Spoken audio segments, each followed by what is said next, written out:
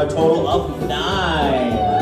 All right, now, since Danny has the higher score going into our final round of throws, he's going to throw first. Bringing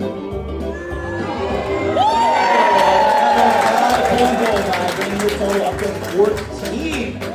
My.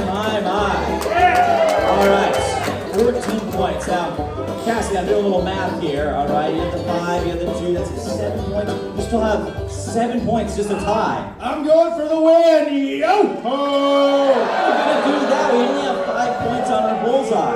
Well, last night at the Axe Throwers Convention, everybody was there. We came up with a new rule called double distance, double points. Who wants to see me go for the win? Interesting. I'm not familiar. It's a new rule, apparently. I don't know. Sorry, I guess you weren't invited. All right, let's see what Cassidy can do. He's going to try to throw from double the distance for double the points. Can he? Oh! And a great attempt for Cassidy. But Danny takes the win. Nicely done. Let's get that U.S. flag up there. And another sign card going up to Spruce Medal.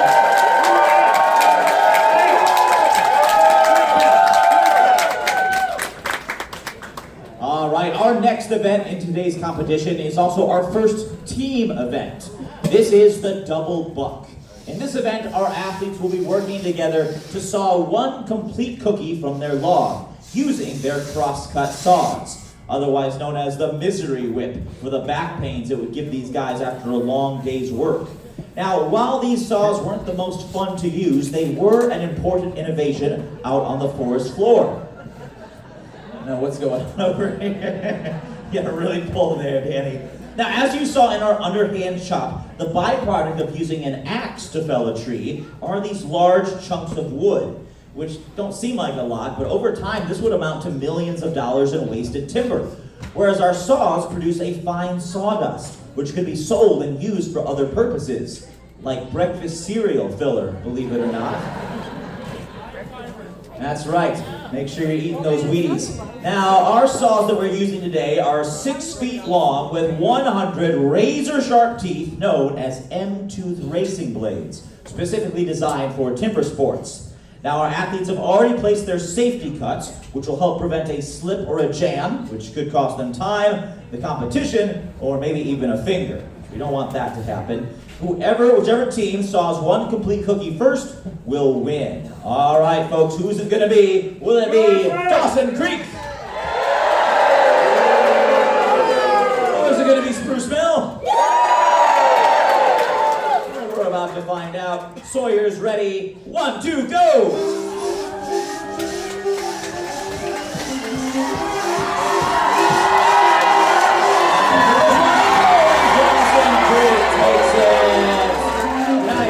Done, Dawson Creek.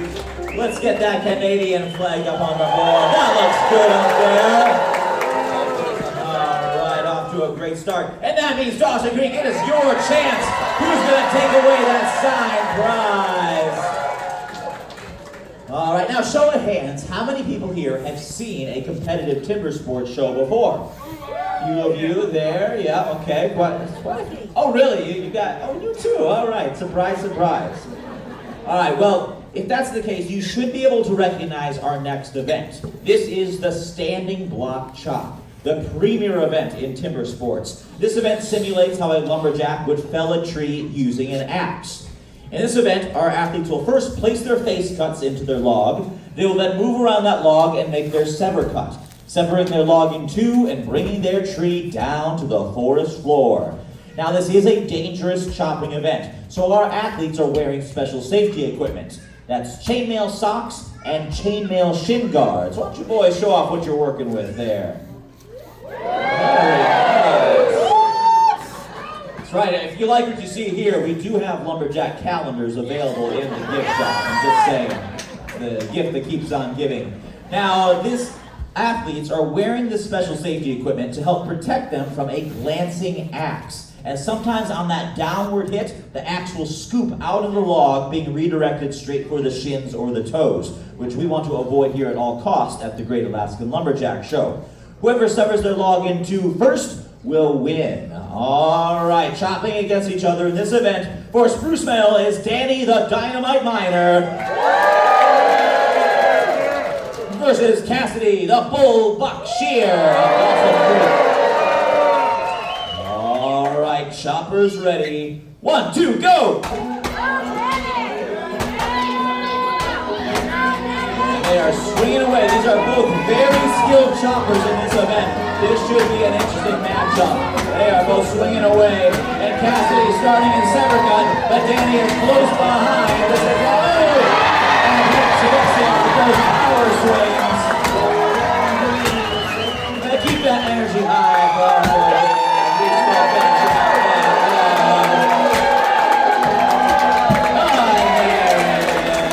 But the win goes to Dawson Creek, as you saw. Let's get that Canadian flag up there. Which means it's time for another signed prize going out to Dawson Creek.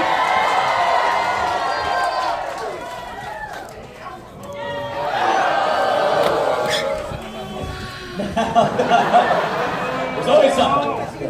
All right, the lucrative nature of the timber industry brought many to the field, but not everyone was cut out for the dangerous and oftentimes deadly work.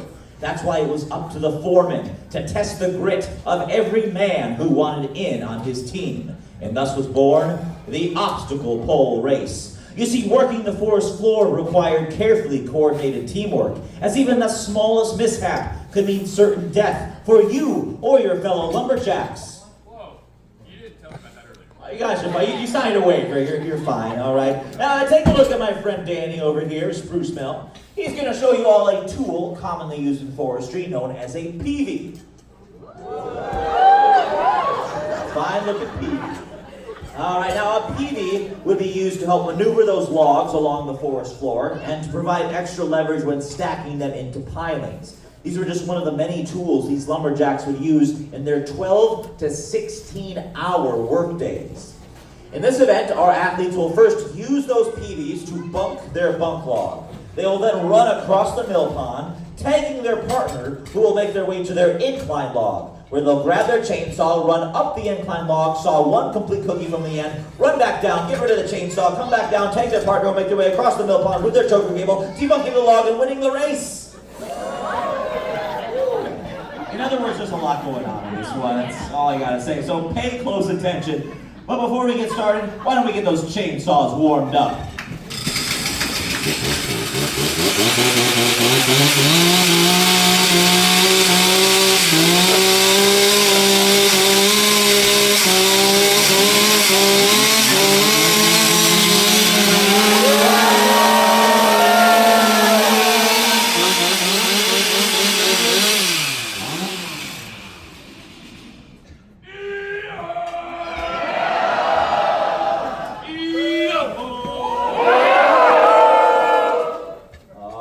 Chainsaws are nice and warm, and our athletes are moving into their starting positions.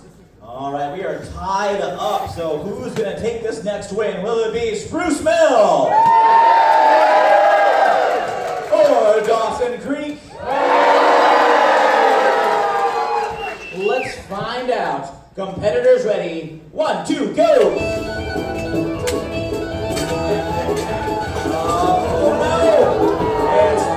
Having a little bit of trouble getting that log securely closed. That might cost them.